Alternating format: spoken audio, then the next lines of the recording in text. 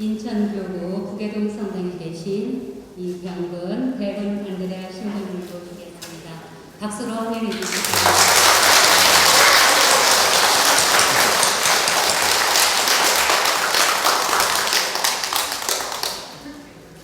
네, 다치셨어요? 그럼 시작하면 될까요? 네. 시작 기도는 목주 기도를 이미 하셨으니까, 우리 성모성 한번 바치고 시작하겠습니다. 자, 성부와 성자와 성령의 이름으로 은총이 가득하신 마리아님 같이 할게요.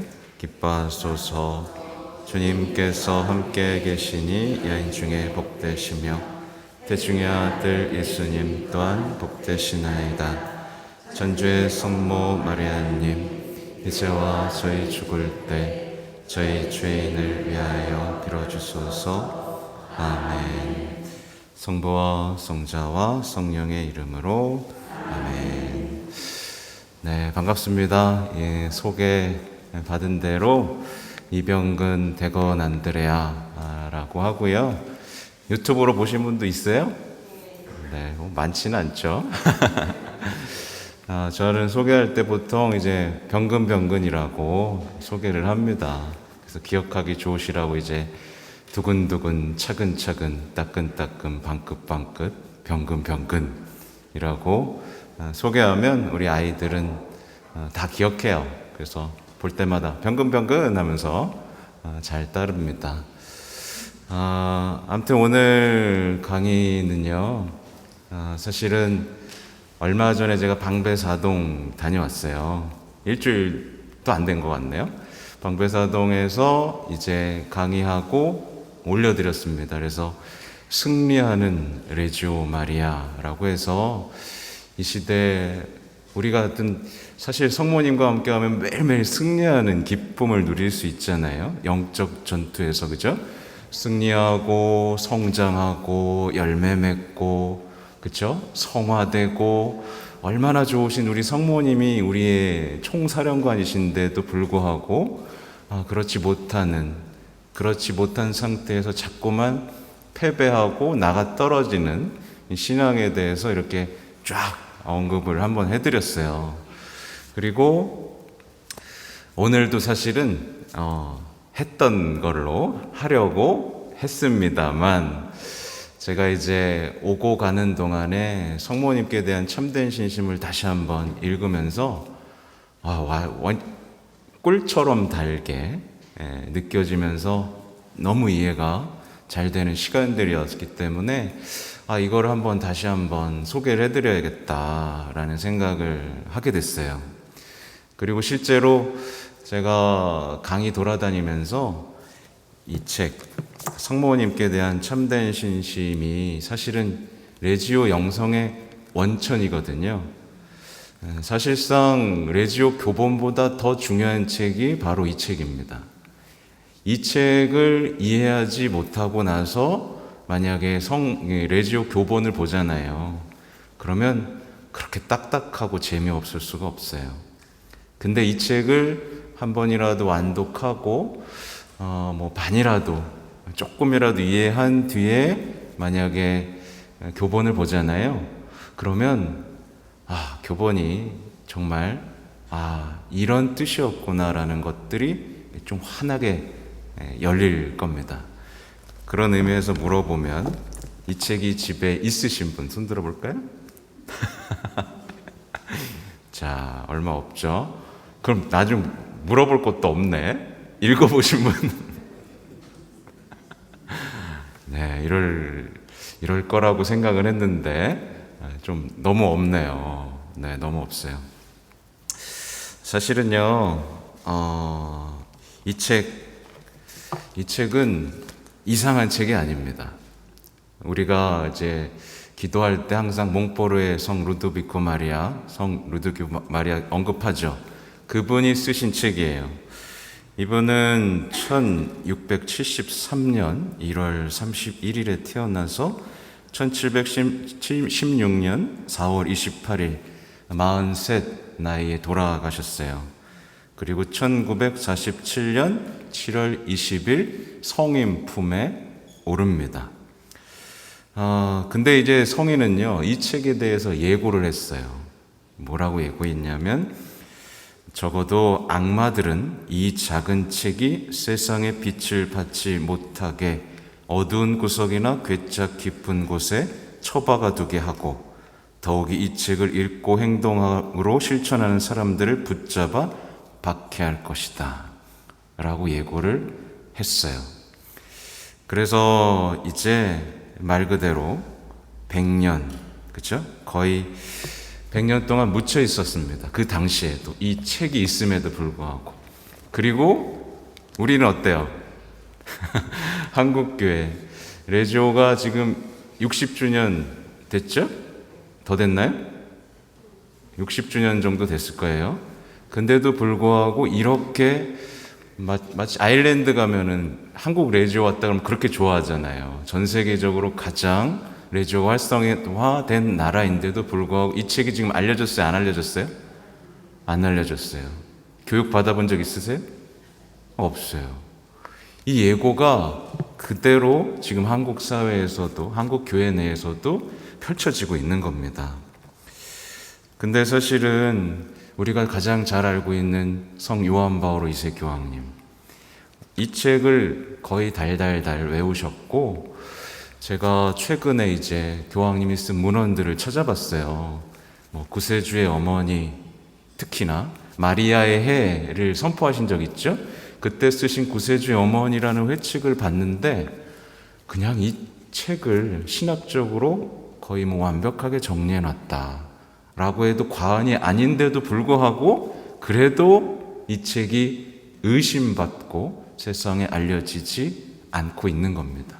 그래서 오늘 이 자리에서는 저는 좀 과감한 시도를 했습니다. 이게 한번 강의를 하고 나서 또 강의 준비하는 게 쉽지가 않잖아요. 근데 이번 주간 막 밤을 새워가면서 이 성모님께 대한 참된 신심을 좀 알려드려야겠다. 그래서 사실은 전부 다 읽어드리고 싶은 마음이지만 띄엄띄엄 한번 조금 중요한 부분들을 읽어드리려고 합니다. 아무튼 요한 바오로 2세 교황님은 이 몽포르의 성 루드비코 성인의 말이 이 책을 발견하고 완전히 성모님께 푹 빠지셨어요. 근데 또 마침 무슨 일이 있었어요? 파티마의 기적. 세 가지 비밀. 그죠? 아시죠? 파티마의 비밀도 사실 우리나라에는 거의 알려지지 않았죠. 파티마의 메시지. 그러니까 우리나라는 조금, 우리나라 교회의 안타까움은 뭐냐면, 성모님을 사랑한다고 하면서 사실은 성모님에 대해서 알고 싶어 하지는 않는 모순이 있습니다. 사실 생각해보면 우리 성모님에 대해서 너무 몰라요. 그렇죠? 성모님에 대해서 아는 것이 정말 미약합니다. 교부들이 써놓은 성모님에 대한 어떤 창가들 번역되지도 않고 저도 거의 찾아볼 수가 없을 정도인데, 이 책을 보면 성모님에 대한 어떤 창가들이 막 들어가 있고, 교부들이 마리아를, 성모님을 어떻게 사랑했는지가 다 녹아 들어가 있습니다. 그래서 우리는 성모님을 막 사랑한다 그러고 레지오도 하고 묵주기도도 하지만, 어떤 개신교 사람이 와가지고 성모님이 어떻게 평생 동정이야? 이러면 뭐라고 대답하실 거예요?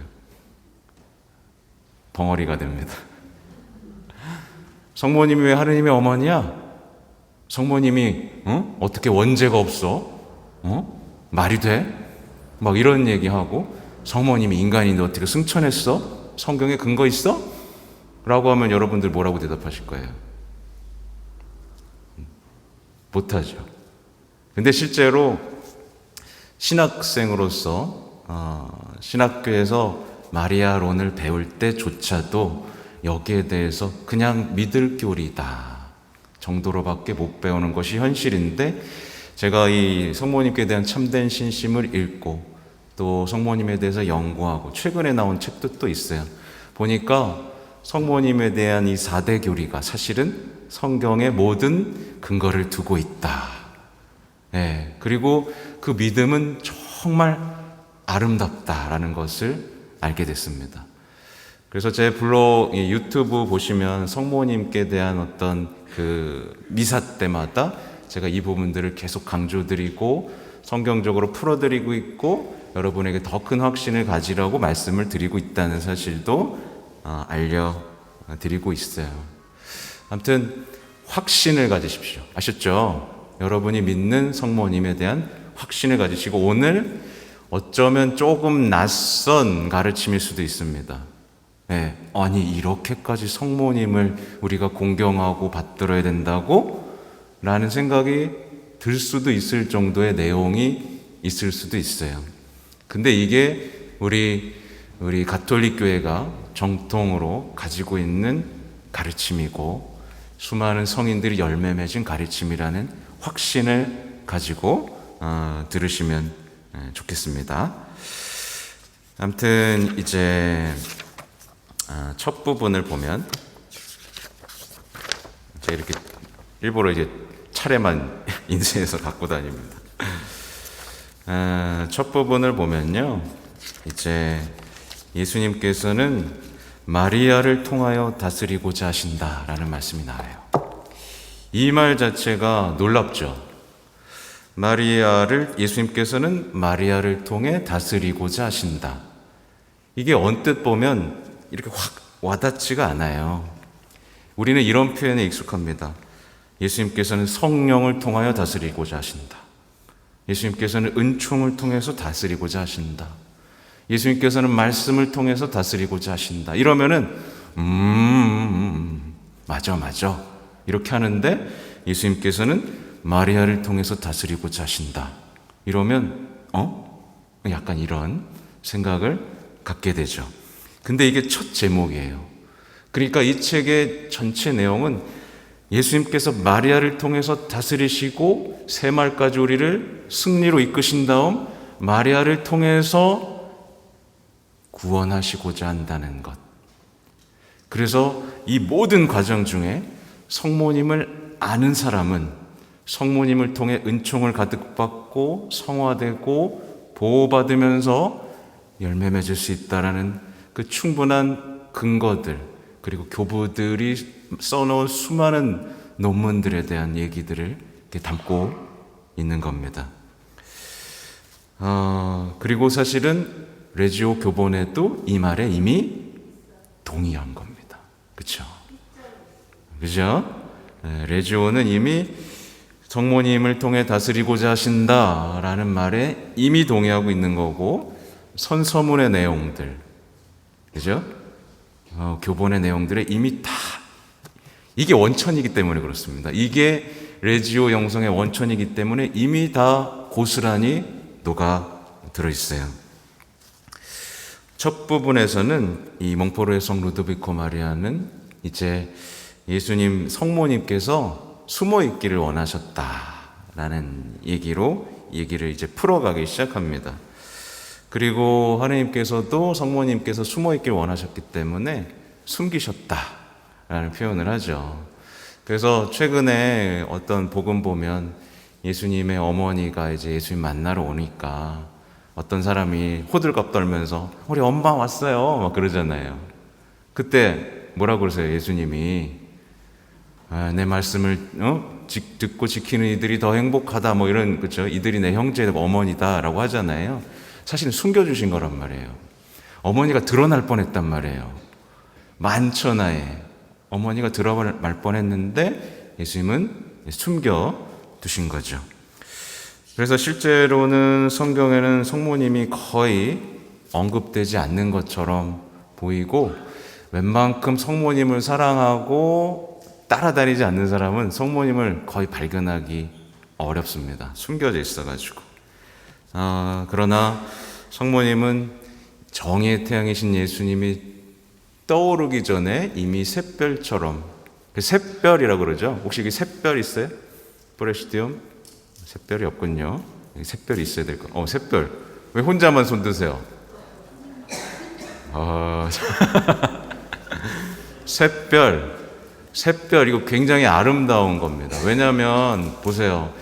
정의의 태양이 떠오르기 전에, 그러니까 예수님이 탄생하기도 전에 성모님은 그 존재로서 어두운 밤을 밝히고 구원이 이미 시작됐다는 것을 온 세상에 드러낸 존재라는 거예요.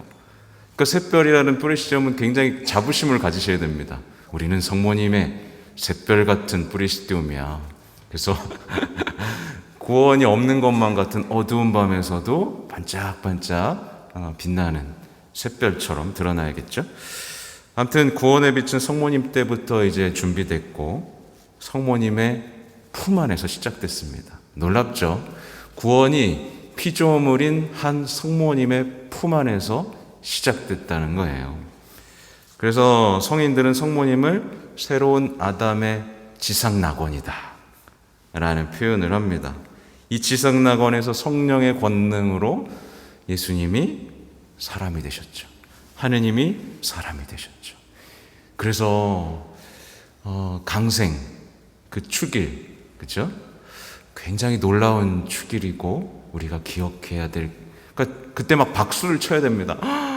예수님께서 성모님의 뱃속에서 인성과 신성을 같이 취하셨구나. 하느님이신 분이 인간이 되셨구나. 와, 이 구원이 시작됐구나. 여기에 대해서 기쁨을 느낄 수 있어야 됩니다. 그래서 이 6항에는 이런 표현이 나와요. 마리아는 하느님의 위대하고 영광스러운 세계로서 그곳은 이루 말할 수 없는 아름다움과 보화가 가득 차 있다. 하느님의 웅대함인 마리아 안에서 하느님은 당신의 품 안에 품듯이 독생성자를 숨기셨고 그 외아들 안에 또한 가장 존귀한 모든 것을 감추셨다. 오 전능하신 하느님께서 이 놀라운 인간 안에서 얼마나 위대하고 신비에 찬 일을 많이 하셨는가. 그래서 이어지는 내용이 깊은 겸손을 지닌 마리아조차도 전능하신 분께서 나에게 큰 일을 해주신 덕분입니다 라고 찬미하지 않을 수 없었다. 하지만 세상 사람들은 그처럼 훌륭하고 감추어진 일들을 알지 못했으며 설사 누가 알려주어도 알아들을 수 없었다. 이렇게 나옵니다. 그러니까 얼마나 성모님의 존재가 보화로 가득 차 있는지가 드러나죠. 사실 성경을 통해서도 성모님의 비밀은 언뜻 드러나고 있어요. 보면 이제 중요할 때마다 여인이시여 라는 표현을 하죠. 예, 이게 얼마나 중요한 표현인지 아시죠? 근데 개신교에서는 여인이시여 그러면 그봐 엄마라고도 안 하잖아 이런 표현을 하지만 여인이시여 라는 표현은 굉장히 많은 것을 담고 있어요. 여인이시여 라는 표현은 새로운 하와이시여, 새로운 구원을 시작할 원죄 없이 잉태된 새 하와이시여, 당신을 통해 승리를 이루실 분이시여. 그죠? 그래서 중요한 순간, 그죠? 카나에서도 여인이시여, 십자가 아래서도 여인이시여. 그죠? 그 중요한 순간마다 여인이 있는 겁니다. 그리고 어때요? 요한묵시록에서 저 여인은 누구신가? 그 여인이 바로 세상 종말 때 우리를 승리로 이끌 여인이라는 것이 드러나죠. 그리고 이 성경 본문을 잘 살펴보면 성모님께서는 그 이스라엘 백성들이 잃어버렸던 뭐예요? 계약의 궤라는 것이 드러납니다. 계약의 궤가 뭐예요? 지상에 있던 하느님의 거처죠. 그리고 하느님의 거처인 계약의 궤를 이스라엘 백성들이 모시고 갈 때마다 어땠어요? 늘 승리했잖아요. 뭐 패배한 적도 한 번 있습니다만 자기 멋대로 막 했을 때죠. 그런 겁니다. 그러니까 새로운 하와이자 새로운 계약의 잃어버렸던 계약의 궤. 그래서 요한묵시록을 보면 이 하늘의 문이 열리면서 계약의 궤가 등장하는 장면이 나와요. 그러니까 이것을 통해서 성모님이 평생 동정이시고 원죄 없이 잉태되실 수밖에 없고 원죄 없이 잉태되셨기 때문에 어때요? 죽음의 지배를 받을 수 없기 때문에 하늘로 올라가셨고, 그죠? 계약의 궤가 있던 자리에 당연히 가야 되는 거고, 그죠? 우리는 충분한 성경적 근거를 가지고 있어요. 그리고 우리가 하늘의 여왕이라고 부르잖아요, 그죠? 그게요, 사실은 이미 구약에서부터 여왕의 위치는 대단했습니다. 밧세바와 솔로몬의 관계를 보면 솔로몬이 밧세바에게 꼼짝도 못한다는 표현은 좀 이상하고 뭔가 경의를 표하죠. 그러니까 이스라엘에서는 왕의 어머니가 굉장히 중요했어요. 그래서 같이 통치했습니다. 그래서 나중에 나오겠지만 예수님께서는 성모님을 하늘의 여왕으로 임명하셨죠. 그죠? 하늘의 여왕으로 왕관을 씌워주시고 그러면 가만히 옆에서 보고만 있어? 그래요? 그게 아닌 거예요. 하늘의 여왕의 관을 씌워주시고 나서 성모님께서 다 하실 수 있도록 모든 권한을 주시는 겁니다. 이게 우리의 믿음입니다. 그래서 저는 가는 데마다 성모님께 관을 씌워드립니다. 여기도 대관식을 이렇게 해드리면 좋겠죠. 하나님께서는요, 제가 지금 계속 말씀드리지만 성모님을 통해서 구원을 시작하셨고 성모님을 통해서 구원을 완성하고 싶으십니다. 특히 우리는요, 성모님의 발현에 대해서 생각해 볼 필요가 있어요. 사실은 생각해 보세요. 왜 이렇게 성모님이 자꾸 발현하시는 걸까요? 예수님이 발현하시면 되고 성령께서 모습을 드러내시면 더 쉬울 것 같죠? 그렇죠? 근데 이상하게 왜 성모님을 통해서만 자꾸만 메시지를 주시는 것일까? 왜겠어요? 너무 뻔하죠? 성모님을 통해서 구원하기로 작정하신 거예요. 이게 바로 성모님의 발현을 통해서 드러나는 하느님의 메시지인 거예요. 그렇죠? 보면 오늘날의 중요한 메시지는 다 성모님을 통해서 주어지고 있습니다.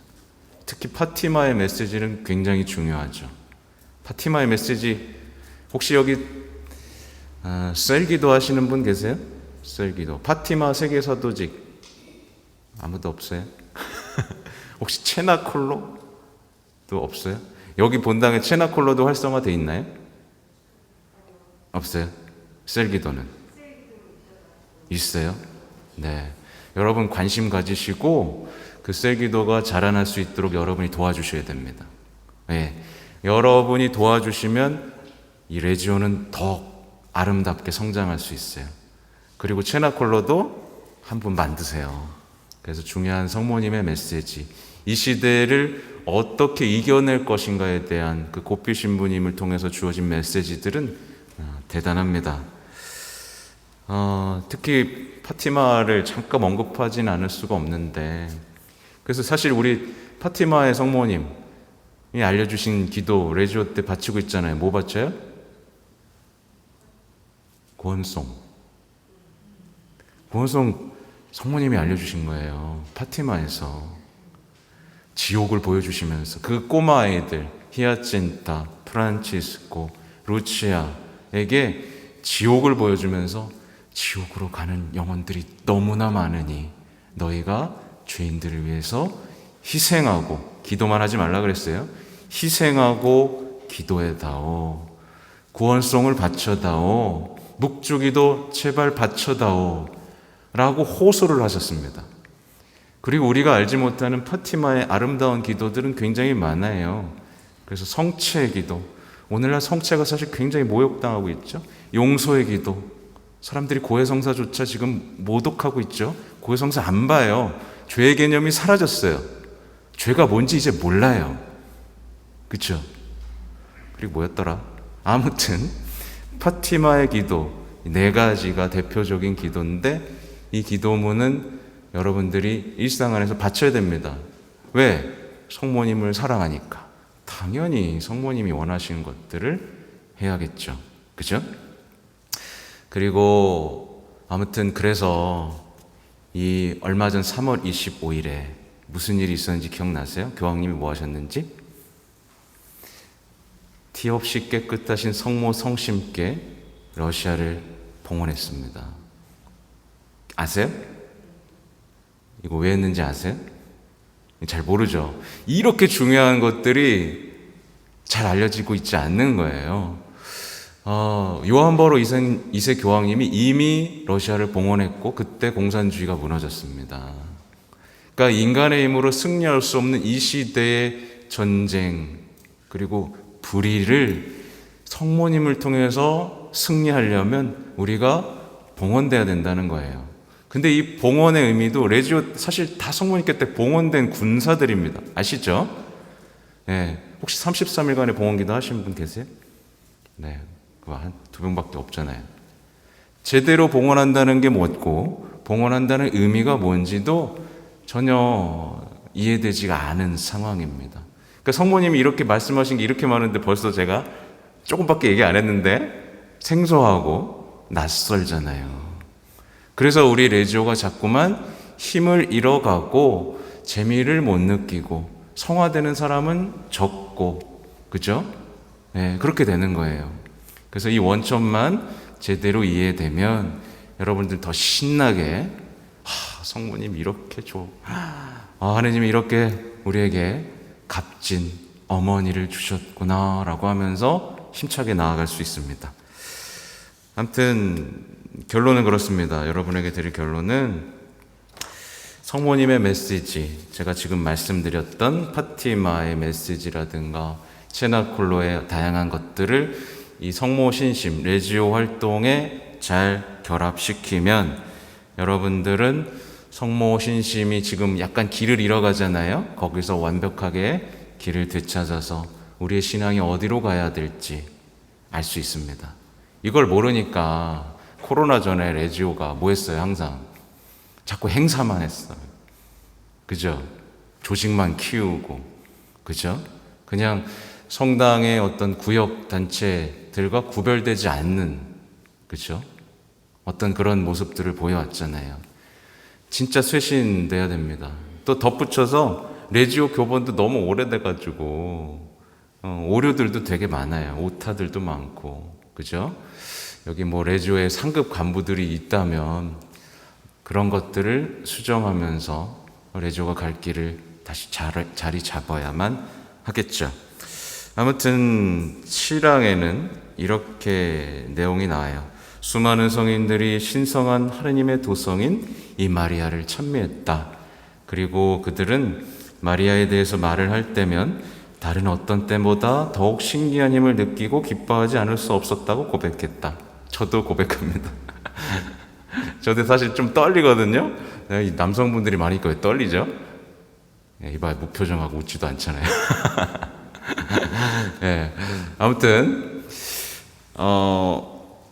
저도 공감하고 그래서 성모님에 대해서 더욱 알리고 있는 겁니다. 사실 그리고 앞으로 말씀드릴 성모 신심은 이미 우리가 바치고 있는 기도 속에 깊숙이 자리 잡고 있는데 그게 바로 뭐냐면 이 로레토의 성모 호칭 기도예요. 그러니까 성모 호칭 기도의 원래 이름은 로레토의 성모 호칭 기도입니다. 성모 호칭 기도를 보면 사실 우리가 이해할 수 없을 만큼 성모님이 이렇게까지라고 생각할 만큼의 호칭들이 등장하죠. 보면 자비의 어머니, 천상 은총의 어머니, 이거 사실 누구한테만 합당한 거예요? 예수님께만 갖다 붙일 수 있는 단어라고 생각하지 않으세요? 근데 이게 이미 주어진 게 우리 신앙 안에 고스란히 남아 있는 겁니다. 희망의 어머니, 그렇죠? 희망은 주님으로부터만 오는 거 아니야? 근데 우린 희망의 어머니라고 붙들고 있잖아요. 뭐 뒤에 이어지는 내용도 좋으니까 한번 읽어보면 지극히 깨끗하신 어머니, 순결하신 어머니, 평생 동정이신 어머니, 뒤 없으신 어머니, 사랑하올 어머니, 탐복하올 어머니, 슬기로운 어머니, 창조주의 어머니, 구세주의 어머니, 지극히 지혜로우신 동정녀, 공경하올 동정녀, 찬송하올 동정녀, 든든한 힘이신 동정녀, 인자하신 동정녀, 성실하신 동정녀, 정의의 거울, 상지의 옥자, 즐거움의 샘, 신비로운 그릇. 왜 그릇인 줄 아세요, 근데? 제가 나중에 설명, 오늘은 못 드릴 수도 있는데, 그릇. 우리가 쌓아놓은 모든 성화의 은총들을 담아서 보호해 주시고 또 하느님께 갖다 바쳐주시는 엄청난 신비로운 그릇인 겁니다. 그래서 존경할 그릇, 지극한 사랑의 그릇. 그러니까 그릇이 되게 중요해요. 왜냐하면 우리가 뒤에 있겠지만 우리가 성화되다가 열심히 하다가 성화되잖아요. 그죠? 성화되다가 갑자기 어느 순간에 와르르 무너질 때가 있죠. 그죠? 근데 성모님께 자신을 봉헌한 사람들은 와르르 무너지지 않아요. 왜냐하면 내가 지금껏 쌓아온 모든 성화의 보물들을 성모님께서 지켜주시고 있으니까요. 사실 우리가 쌓아놓은 모든 보물들을 가장 강력하게 지켜주실 분은 누구예요? 대답이 없어요. 성모님이신 거예요. 그래서 복음에 보면 더 센 자가 나타나면 뺏어간다 그러잖아요. 근데 악마는 성모님을 결코 이길 수 없습니다. 그래서 이 그릇에 담아놔야 됩니다. 그래서 성모님의 망토라는 표현도 있잖아요. 그죠? 그렇습니다. 아무튼 존경할 그릇, 지극한 사랑의 그릇, 신비로운 장미, 다윗의 망대, 상아탑, 황금궁전, 계약의 궤. 벌써 나오죠? 이 믿음에 있는 거예요. 이미 하늘의 문. 네, 하늘의 문이라고 합니다. 우리가 천국의 계단에 가면 그 딱 끝자락에 성모님이 딱 계신다고 해요. 샛별 나왔죠? 병자의 치유, 죄인의 피난처, 이주민의 위로. 이거 새로 생긴 겁니다. 근심하는 이의 위안, 신자들의 도움. 그리고 뒤에 이어지는 건 이제 모들이에요. 천사의 모, 성조의 모, 예언자의 모, 사도의 모, 순교자의 모, 증거자의 모, 동정녀의 모, 모든 성인의 모. 왜 이렇게까지 호칭을 할까요? 이들이 모두 성모님의 손안에 있다라는 겁니다. 이 놀라운 고백인 거예요. 이미 우리가 고백하고 있는 거예요. 그죠? 그러니까 성모님은 단순히 우리가 필요할 때 그냥 매듭 좀 풀어주세요. 고통 좀 없게 해주세요라고 그냥 이게 붙잡는 하나의 석상이 아니라 하늘에서 여왕으로서 우리 구원을 위해서 힘쓰고 계신 정말 구세주의 어머니이신 겁니다. 아무튼 원죄 없이 잉태되신 모, 하늘의 올림을 받으신 모, 묵주기도의 모, 가정의 모, 평화의 모후. 그렇죠? 그러니까 이 호칭을 보면 성모님은 안 하시는 일이 없고 없는 곳이 없습니다. 그러니까 왜 이렇게까지 성모님을 부르고 있을까? 우리는 진짜 곰곰이 생각해야 돼요. 우리의 신앙이 너무 작지 않았나? 우리가 성모님께 드리는 공경이 그동안 너무 작지 않았나? 돌아봐야 되는 거죠. 심지어 이 책에선 이 보나벤투라 성인이 이렇게 얘기해요. 거룩하시도다, 거룩하시도다. 뭐가 나와야 돼요? 하나님이 나와야 되는데 거룩하시도다, 거룩하시도다, 동정녀시며 하느님의 어머니신 마리아님, 당신은 거룩하시나이다. 이런 표현을 합니다. 놀랍죠? 또 우리가 성모 찬송할 때 뭐라고 합니까? 해볼까요? 우리의 생명, 기쁨, 희망이시여. 네. 어떤 사람들은 이 기도문에 반대해요. 왜 성모님이 생명이냐고. 주님이 생명이지. 네? 성모님이 왜 희망이냐고. 주님이 희망이지. 특히 많이 배운 신학자들이 이거에 반대합니다. 네. 이게 심각한 거죠. 생명, 기쁨, 희망은 주님께로부터만 온다라는, 주님이면 충분하지 뭐 라고 하면서 은근히 묵주기도 하는 사람들을 무시하는 가톨릭 지도자도 있는 것이 사실입니다. 네. 그러니까 말로만 성모님 하지만 영광과 공경은 드리지 않는 거짓 신심인 거예요. 제가 작년에 모시고 있던 신부님이 이제 교회사 전공을 하셨었는데 심지어 예전에 이런 일도 있었다고 하더라고요. 그러니까 예전에 신부님들이 아유, 묵주기도 할 때 왜 자꾸 성모송만 바치는 거야? 성모송 하지 말고 주님의 기도로 해. 이렇게 하신 분도 있었다고 합니다. 여러분 혹시 체험해 본 적 있으세요? 여기는 다행히 없군요. 충격을 받았어요. 근데 보시면 제가 여기 안 적었는데 우리 성모송 다시 한번 해볼까요? 같이 해볼까요? 은총이 가득하신 마리아님 기뻐하소서. 주님께서 함께 계시니 여인 중에 복되시며 태중의 아들 예수님 또한 복되시나이다. 좀 이상하지 않으세요? 이상하지 않으세요? 이상한 거 못 찾으셨어요? 왜 성모님부터 얘기하죠? 왜 뒤에 예수님 얘기가 나오죠? 왜 은총이 가득하신 마리아니 기뻐하소서 하면서 성모님에게만 먼저 얘기하고 나중에 예수님을 얘기하는 걸까요? 왜 그럴까요? 그렇죠? 성경에 써 있는 건데 이 말이 뭐냐면 성모님을 제대로 알지 못하면 예수님을 만날 수 없다라는 이 신비가 우리의 성모송 안에 이미 들어있는 거예요. 근데 우리는 너무나도 성모님을 입으로만 공경해 왔던 겁니다. 아무튼 보세요. 13항에 이런 내용이 이제 펼쳐집니다. 나는 지금까지 마리아가 오늘에 이르기까지 거의 알려지지 않았음을 이야기해왔다. 그리고 마리아가 알려지지 않은 것은 예수 그리스도 또한 세상에서 제대로 이해되지 못하고 있는 원인 중에 하나라는 것을 보여주기 위해 특별히 기쁜 마음으로 이 모든 것을 썼다. 그러므로 하느님의 섭리에 의하여 예수 그리스도께서 이 세상에 널리 알려지고 그분이 다스리는 세상이 되려면 우선 마리아가 세상에 알려지고 또 마리아의 왕국이 확장되어야 한다. 그분이야말로 예수 그리스도가 이 세상에 처음 오실 때 세상에 태어나게 하신 분이시며 그리스도께서 영광스럽게 다시 오실 때에 또다시 앞서 오실 것이기 때문이다. 하나님께서는 당신의 가장 위대한 일들을 지극히 거룩하신 동정녀를 통하여 시작하시고 끝마치시고자 하셨다. 너무 멋있죠? 저만 멋있습니까? 네, 좀 웃어주세요. 하긴 이 시간이 보니까 이제 어르신 그리 남성분들은 참 일하고 오셨죠?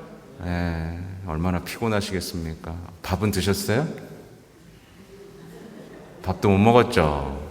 밥도 못 먹고 와서 묵주기도 30분 하고 웬 남자가 신부 와가지고 1시간 반 동안 또 강의를 한다고 하니까 네, 죄송합니다.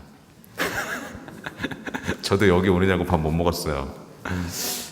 아무튼 이 귀한 시간이니까 저도 많이 준비해 왔어요. 아무튼 성모님이 제대로 알려져야 예수님이 제대로 이해될 수 있습니다. 말하자면 내가 예수님에 대해서 모르는 이유, 이해하지 못하는 이유, 가까이 되지 못하는 이유는 그동안 뭐예요? 성모님에 대해서 너무 안이하게 공경과 사랑을 드리지 못했다. 사랑하면서도 알고자 하는 노력이 없었다. 사랑하면서도 변호해 드릴 마음이 없었다라는 겁니다. 네. 이쯤에서 첫 토요일 신신미사를 말씀드리지 않을 수가 없는데 첫 토요일 신신미사 하고 계세요? 네. 첫 토요일 신신미사의 의미는 사실은 뭐 다양한, 그러니까 첫 토요일의 신심의 역사는 오래됐지만 파티마의 성모님께서 가장 최근에 이제 첫 토요일의 의미를 뭐라고 알려주셨냐면 뭐랄까요? 성모님께서 모욕당하시는 것을 우리가 배상해달라고. 예, 적어도 너만은 나를 위로해달라는 시간입니다. 그래서 첫 토요일에 보면 첫 토요일에 더 많이 막 바래요. 성모님은 아파 죽겠어서 위로해달라 그랬는데 첫 토요일만 되면 우리 가족의 행복, 우리 뭐 건강, 막 내가 바라는 것만 쏟아 놓습니다. 이거 이기적인 신앙이에요. 이건 그만해야 됩니다. 그날은요, 주님, 제가 기도와 희생과 보석으로 당신을 위로해 드리겠습니다. 성모님이 얼마나 모욕당하고 계세요. 세상에서, 그죠? 마치 아무것도 안 하는, 그죠? 심지어는 우상숭배를 하면서 모욕당하고, 묵주기도 전파도 안 되고, 그죠? 그런 것들을 위로해 달라고 청하시는 겁니다. 마찬가지로 여기서 생각해 볼 게 성시간 있잖아요. 이건 예수님이 또 성시간 부탁하셨잖아요. 왜요? 함께 해달라고.